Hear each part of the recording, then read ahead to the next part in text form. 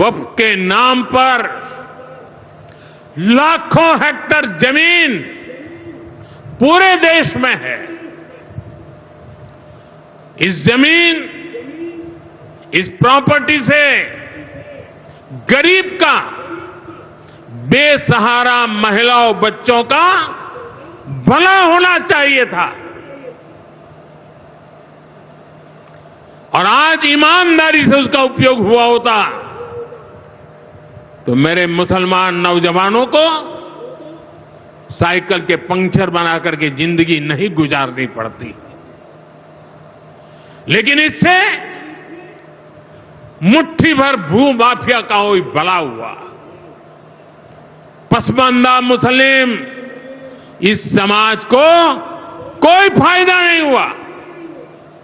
और ये भूमाफिया किसकी जमीन लूट रहे थे?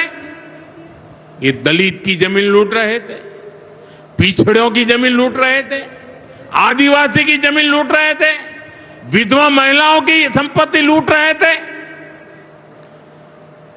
सैकड़ों विधवा मुस्लिम महिलाओं ने भारत सरकार को चिट्ठी लिखी, तब जाके कानून की चर्चा आई है।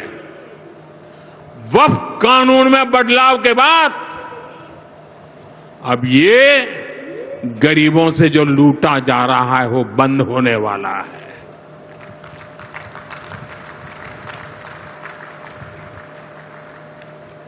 और सबसे बड़ी बात, हमने एक बहुत बड़ा जिम्मेदारीपूर्ण महत्वपूर्ण काम किया है। हमने इस वक्फ कानून में एक और प्रावधान किया है। अब नए कानून के तहत, वक्फ के कानून के तहत किसी भी आदिवासी की जमीन को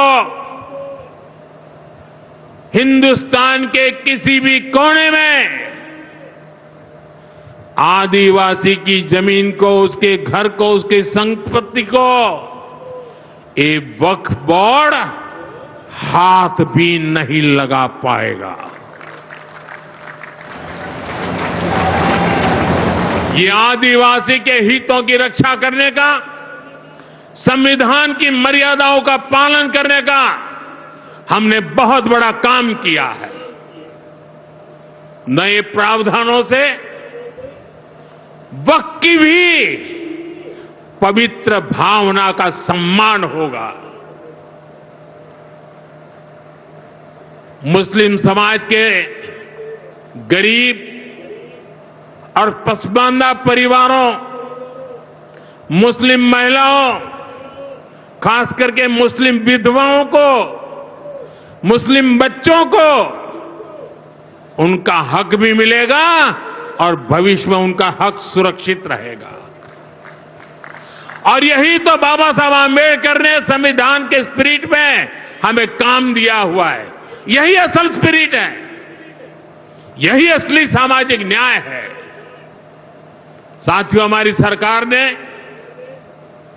2014 के बाद बाबा साहब आंबेडकर की प्रेरणा को आने वाली पीढ़ियों तक पहुंचाने के लिए अनेक महत्वपूर्ण कदम उठाए।